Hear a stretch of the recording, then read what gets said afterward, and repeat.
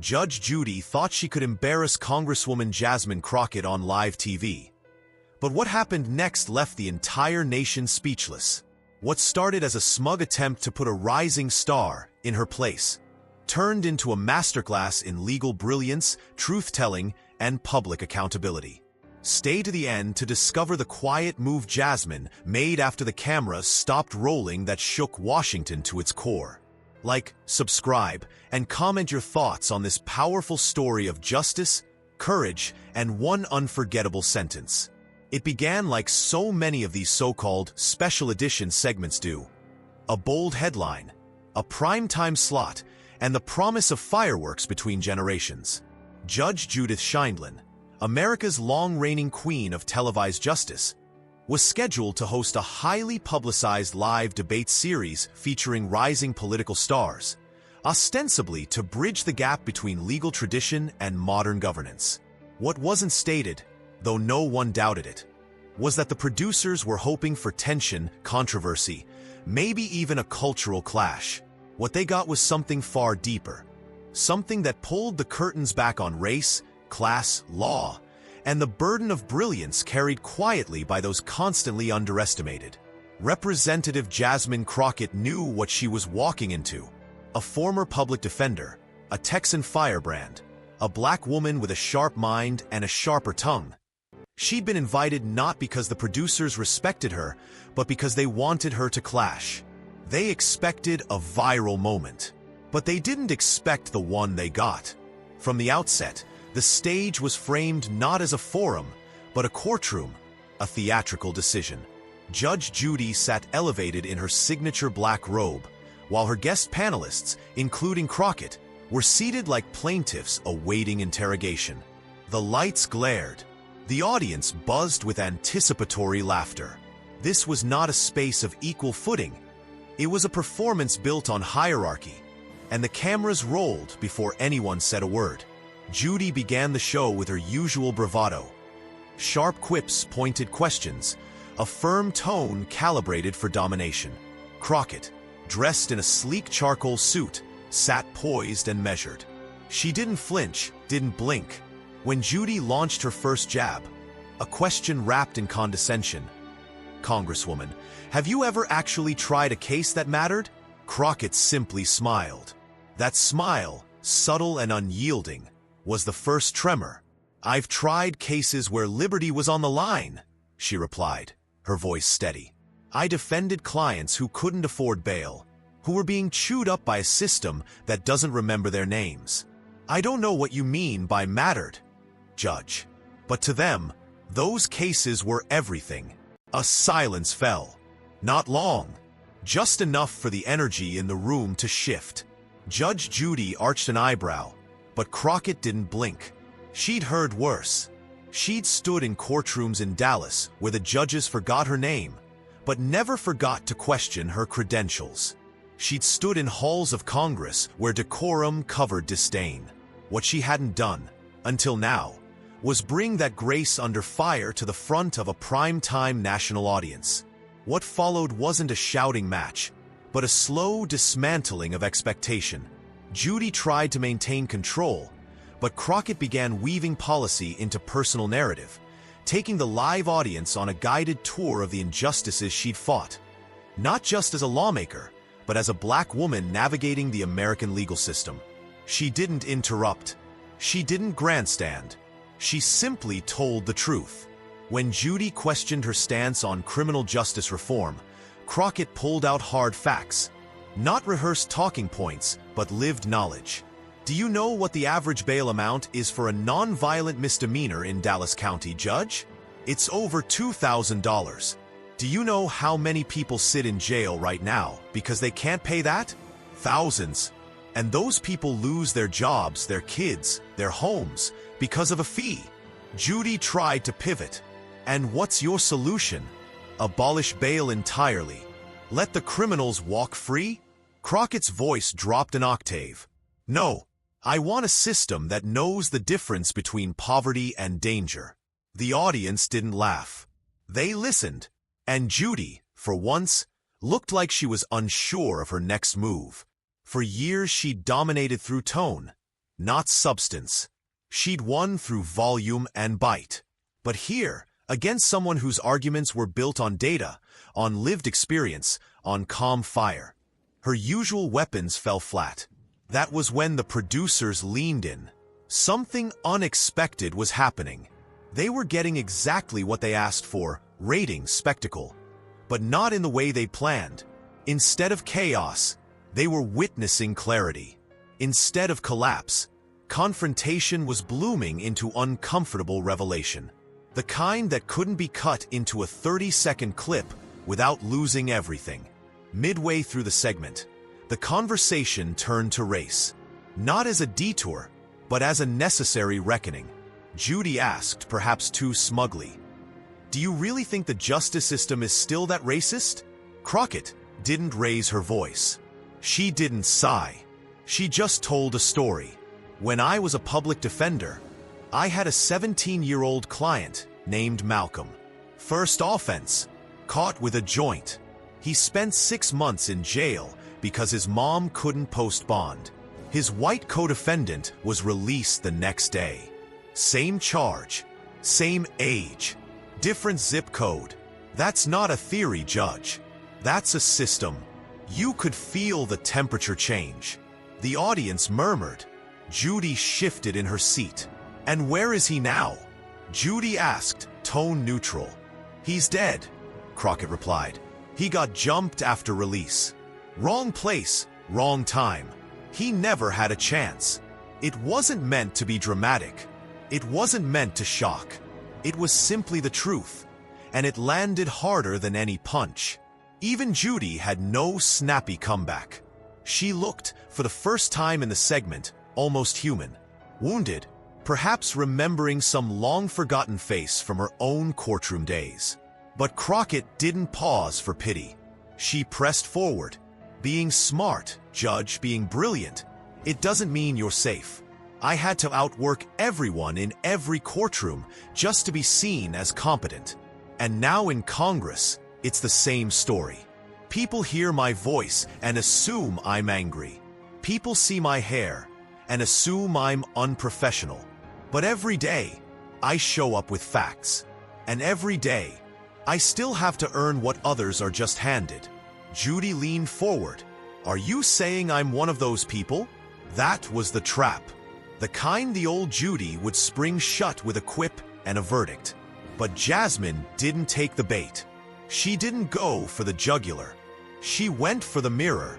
"I'm saying the system you built your career in, on TV and in court, was not built for people like me. And I'm saying if you want to stay relevant, Judge, you have to understand that excellence doesn't always look like you expect." That line, right there, broke the internet. Not because it was cruel, because it was precise. By the end of the segment, Judy was no longer asking the questions. She was listening. She even nodded once when Crockett cited a recent study on prosecutorial bias. Not performatively, genuinely. Something had shifted, but just before the credits rolled, Judy tried to reclaim her territory one last time. "Well, I suppose you've convinced the crowd, Congresswoman, but I still think experience matters more than emotion." That's when Crockett delivered the line that would echo across cable news for the next 48 hours. "Judge, my experience is what you call emotion. And that's the problem." Cue blackout. But the story didn't end there. Because what happened after the cameras stopped rolling? That's where the real reckoning began. The segment ended with a muted applause. Not the uproarious cheer the producers had hoped for, but something deeper. A silence that lingered. The kind of silence that means something had settled in people's minds and wasn't going to leave. It was a discomfort, but not the kind that makes you turn off the TV. It was the kind that makes you pause, rewind, and ask, did she really just say that?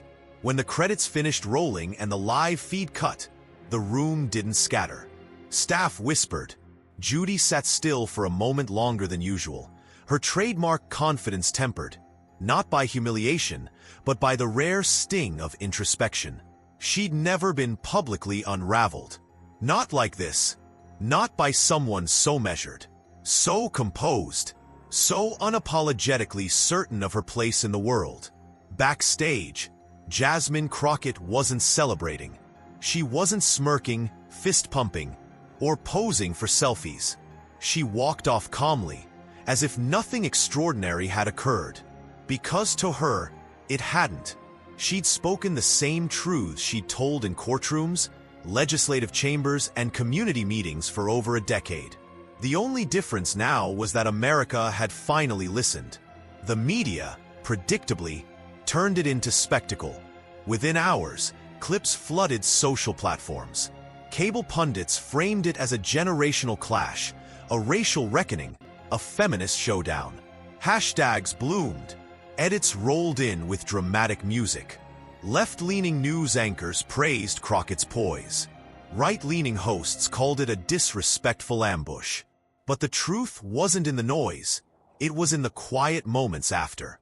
Judy didn't return to her dressing room immediately. According to a stagehand, she stayed seated for nearly 10 minutes, staring at the ground. And when she finally did get up, she reportedly said only one thing to her assistant. "I wasn't ready for her." That admission wouldn't surface publicly for weeks. But by the time it did, it would confirm what many had already sensed. This wasn't just a television moment. It was a cultural shift, a passing of the torch, not in the sense of surrender, but in the sense of recognition. One legal titan realizing, perhaps for the first time, that a new kind of brilliance had arrived. Still, the backlash was swift.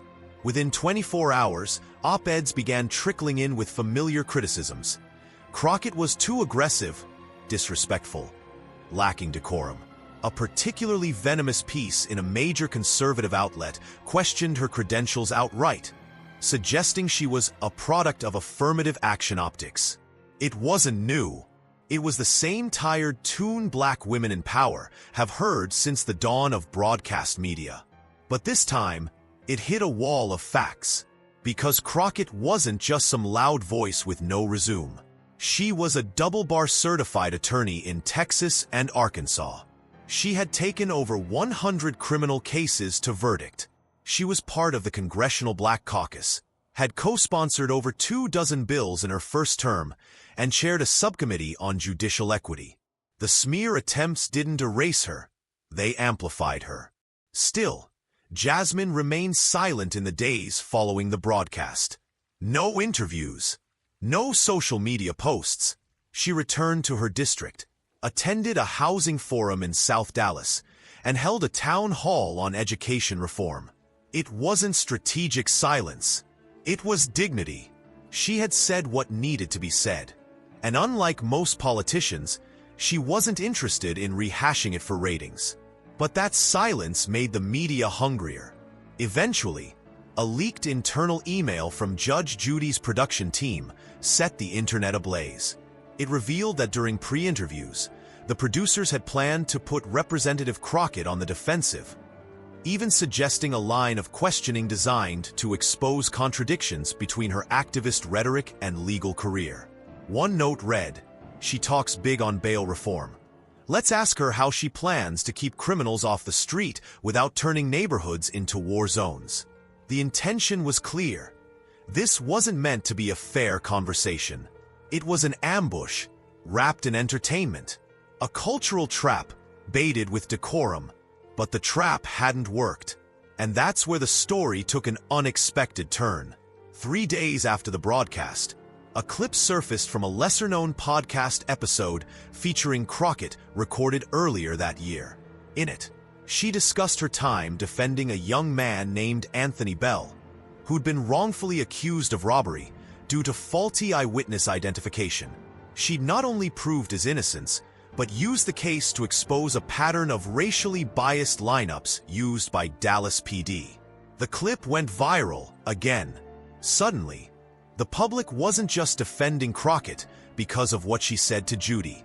They were defending her because of what she'd done. Because unlike most politicians, she didn't enter Congress to perform. She entered to continue her fight, this time with more power. By week's end, something rare happened. Judge Judy issued a statement. It wasn't a full apology. Judy doesn't do apologies, but it was as close as she'd ever come. During our recent broadcast, I encountered a formidable guest in Representative Jasmine Crockett. While our discussion was spirited, I regret that my tone may have been dismissive.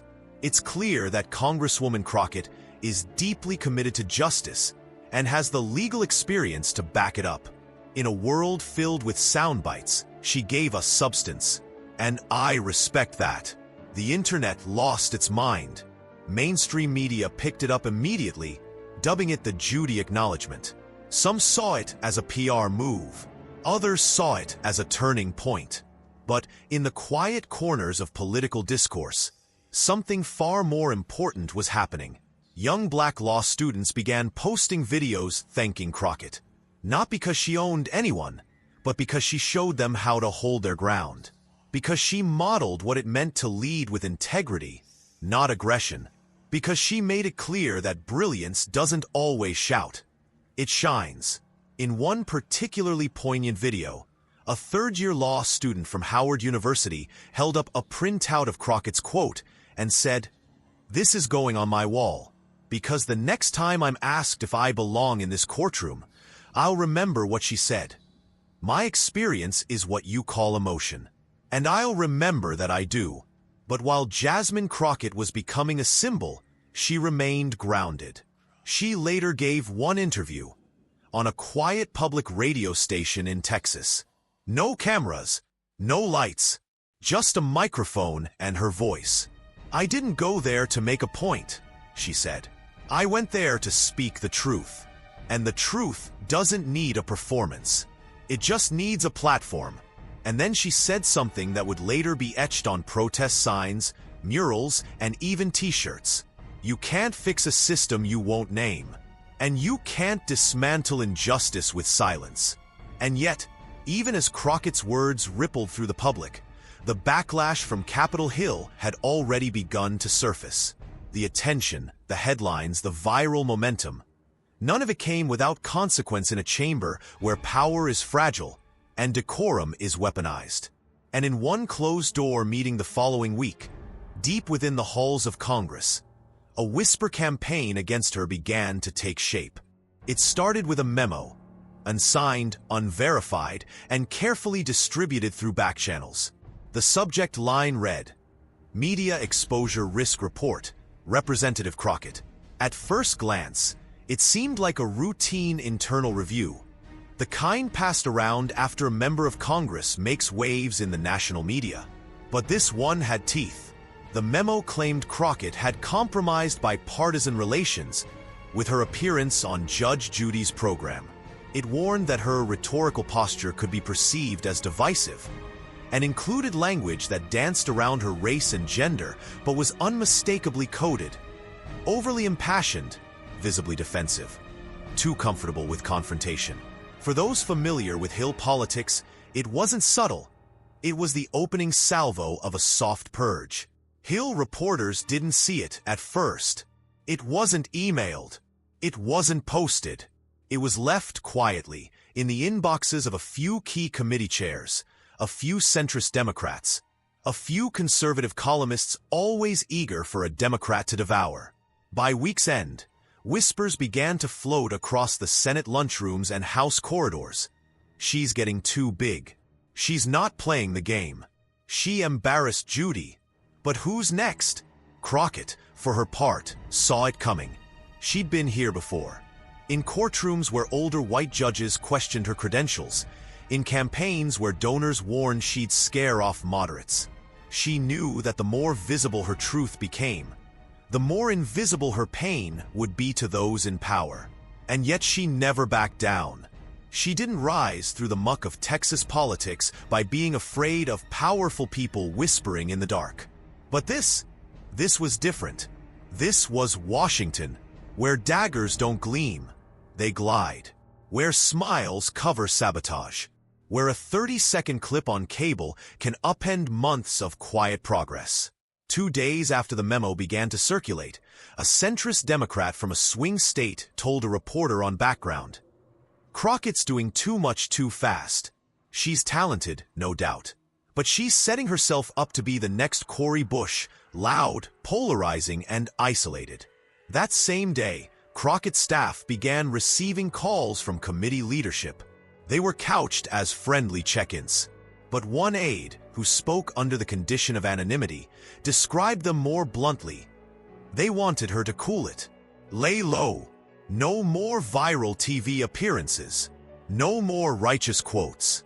To Jasmine, the message was clear. Silence is survival. But she had already chosen her path. Instead of fading from view, Crockett doubled down. Not with outrage, but with purpose. She quietly submitted a new bill aimed at federal bail reform, modeled after Texas-based pilot programs she'd helped create during her law practice. It was a long shot. Everyone said so. But she filed it anyway, co-signed by a freshman rep from Massachusetts and a lone Republican from rural Michigan who'd lost his own son to a broken justice system. It was called the Fair Justice Act. No press conference, no viral post, just ink on paper and a renewed fight. Still, the memo kept working. Cable hosts began parroting the same phrases. Is Jasmine Crockett too radical for the Democrats? Pundits on morning shows questioned whether she had alienated older voters with her tone. Online bots flooded her Twitter replies with coordinated vitriol. But amid the storm, something else emerged, a groundswell. Not a trend, not a meme, a movement. Young organizers across the country began citing her confrontation with Judge Judy in workshops about courtroom demeanor and power dynamics. Law schools hosted forums about the Crockett Doctrine, the art of disarming systemic condescension with calm conviction. She became less of a headline and more of a blueprint. And then, in an unexpected twist, Judy re-entered the conversation. 3 weeks after the broadcast, the legendary TV judge was invited to speak at Columbia Law School. It was meant to be a soft lecture, an honorary visit arranged before the Crockett incident, but the students came loaded with questions. And Judy, known for her sharp tongue and even sharper ego, did something few expected.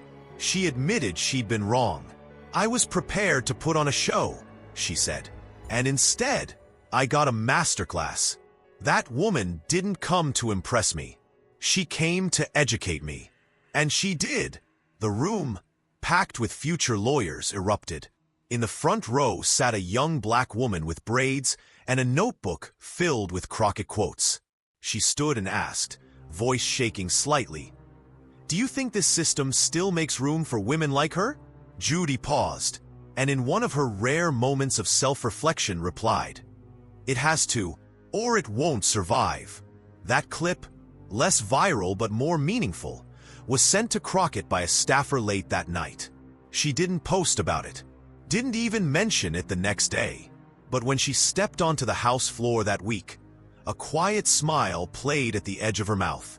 Not because Judy had changed, but because the conversation had. Still, the fight wasn't over.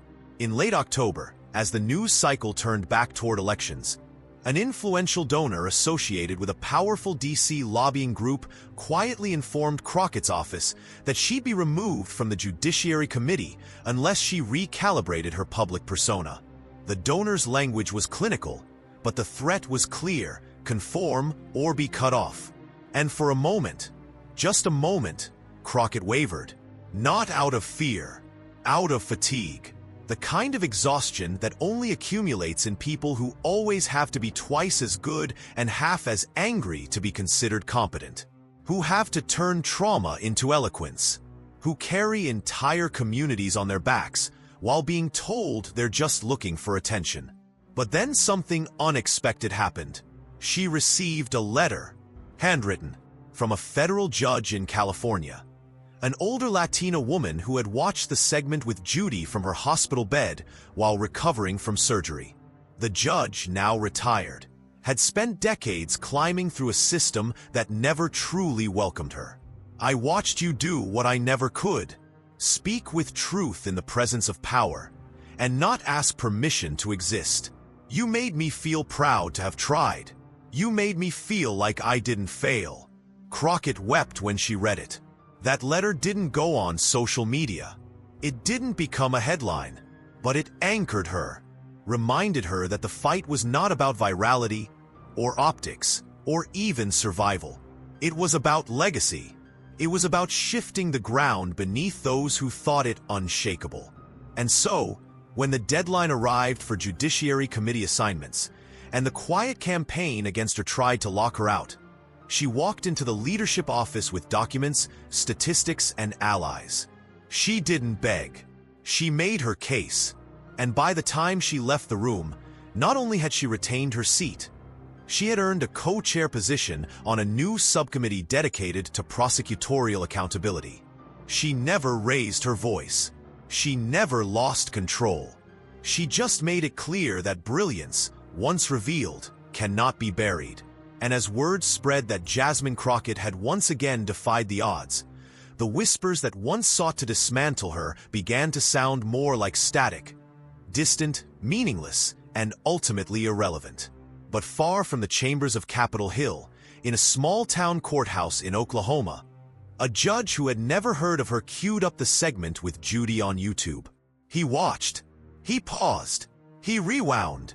And for the first time in years, he questioned his own rulings. Because when brilliance walks into the room, even silence has to listen. By the time autumn curled into Washington, the Capitol had settled into its usual rhythm of sound bites and slow-moving legislation. But something had shifted, quietly, stubbornly, like the beginnings of a tide that refuses to recede. Jasmine Crockett, once considered an upstart, was now a name spoken in committee chambers with a mix of respect and caution. The ones who once dismissed her now measured their words more carefully. She had become what every underestimated woman of color in politics fears and hopes to be in equal measure: undeniable. Yet even as Crockett's star rose, she remained wary of the glow. Public adoration can curdle into backlash in seconds, and institutional approval often comes with invisible strings.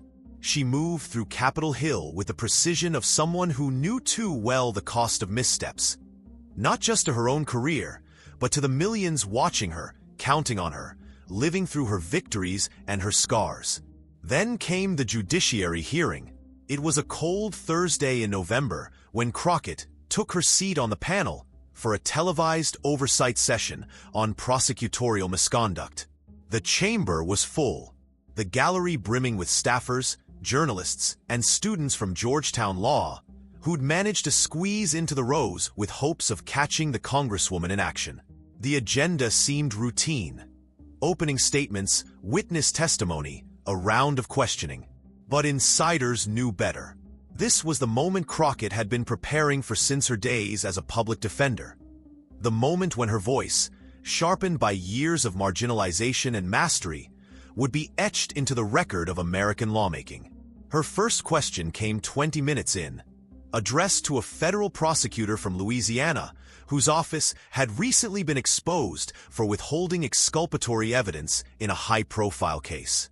"Can you explain under oath," she began, "why your office failed to disclose key evidence that ultimately exonerated Mr. Leroy Benton after 3 years of pretrial detention?" The man shifted in his seat. "Congresswoman, the failure was an unfortunate oversight." Crockett interrupted calmly. The oversight led to a man missing the birth of his daughter, the funeral of his mother, and the chance to live free for 1,104 days. "Are you suggesting that's a clerical error?" The silence was heavy. The camera zoomed in. Her tone hadn't risen, but her authority filled the room. The prosecutor fumbled for words. Crockett waited, unblinking, and then, just as he opened his mouth to shift blame, she dropped the documents. "Page 14, she said. "Your own internal memo shows that your office was alerted to the withheld evidence 8 months before it was disclosed. And still, you did nothing.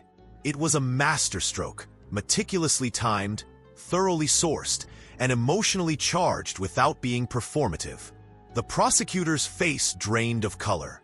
Even the opposing party's members couldn't hide their discomfort. Crockett turned to the committee chair. "Mr. Chairman, I move that this memo be entered into the record." And with that, she made sure the truth wouldn't be buried. The next 48 hours would redefine how Crockett was viewed. Not just as a political figure, but as a legal mind. Editorials poured in, describing her performance as surgical, unflinching, a masterclass in public accountability. But what struck most observers wasn't just her intellect, it was her restraint. She never gloated.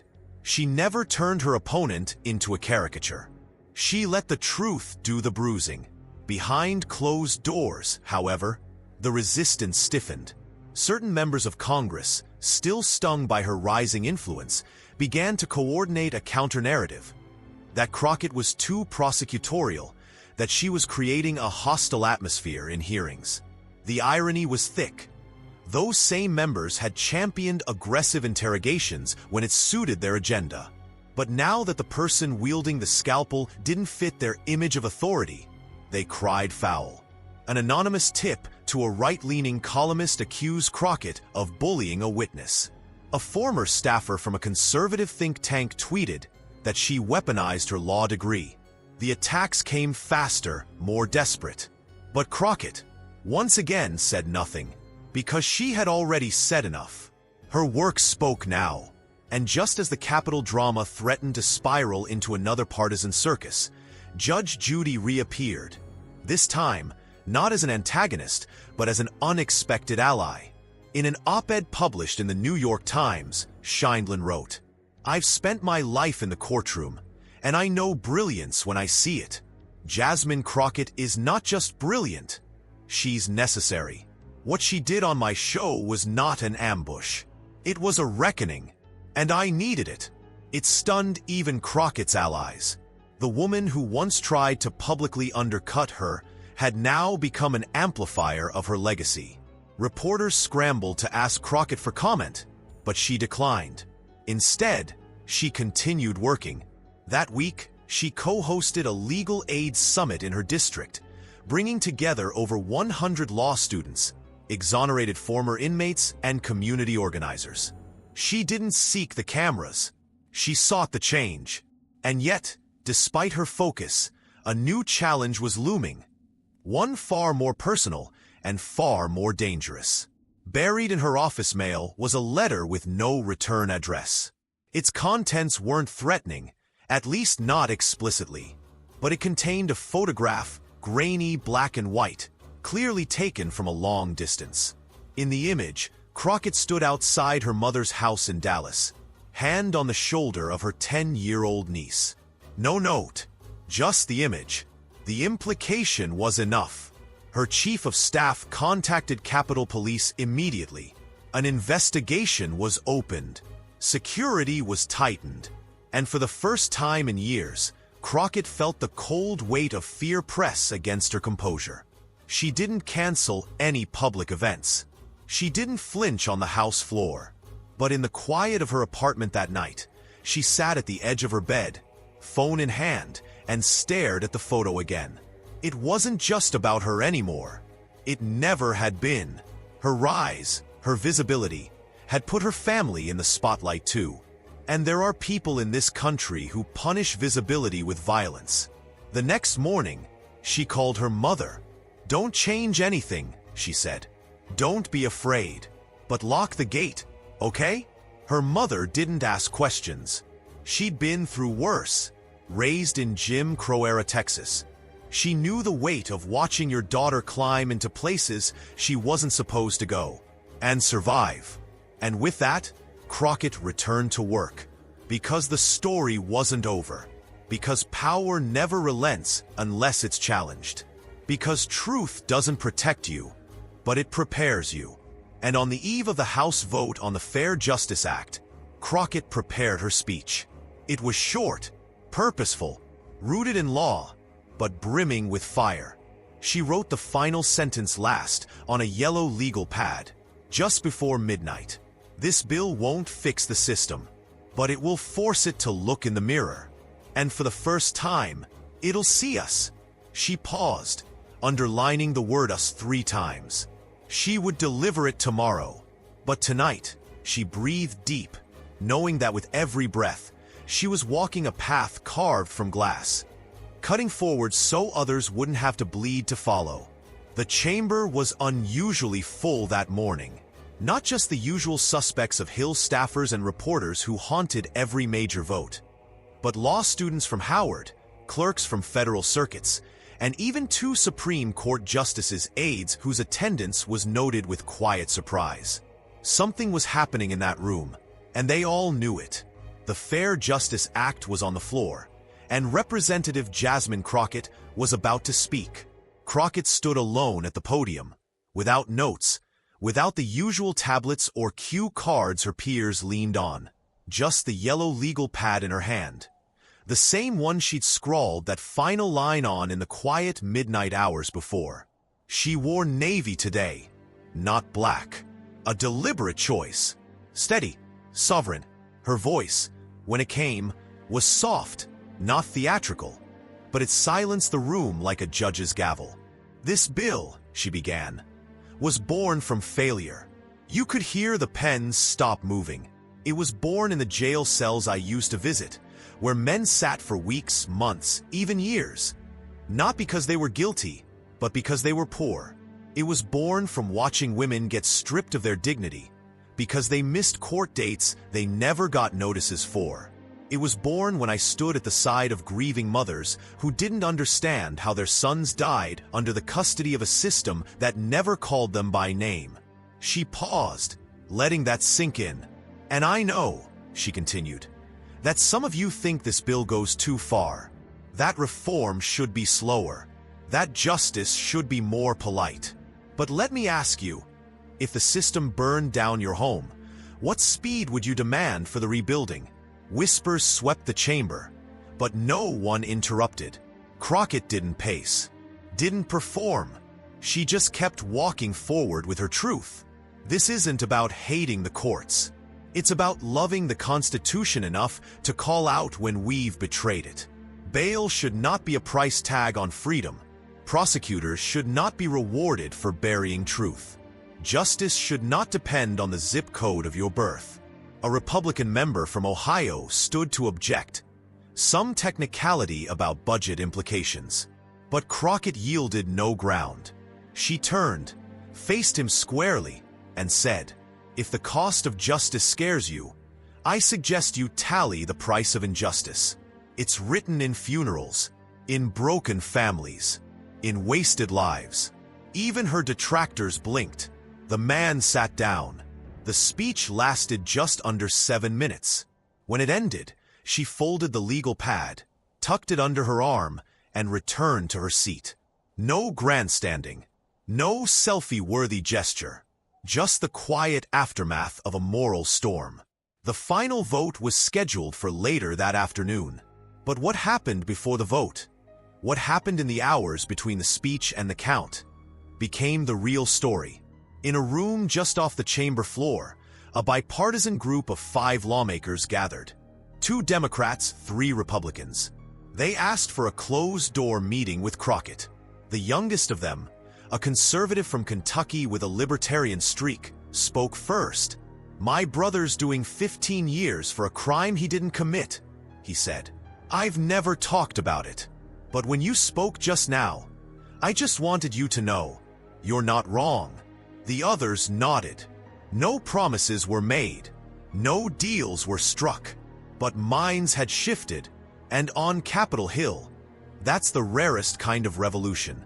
By 3:42 p.m., the Fair Justice Act passed its first procedural hurdle with surprising ease, gathering 41 votes from across the aisle. Not enough to make it law yet, but enough to make it impossible to ignore, enough to push it forward. And most importantly, enough to mark Jasmine Crockett as more than a rising star. She had become a force.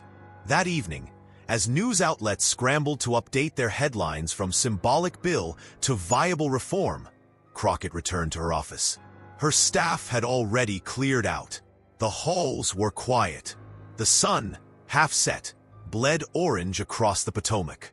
She closed the blinds, pulled off her heels, and sat at her desk.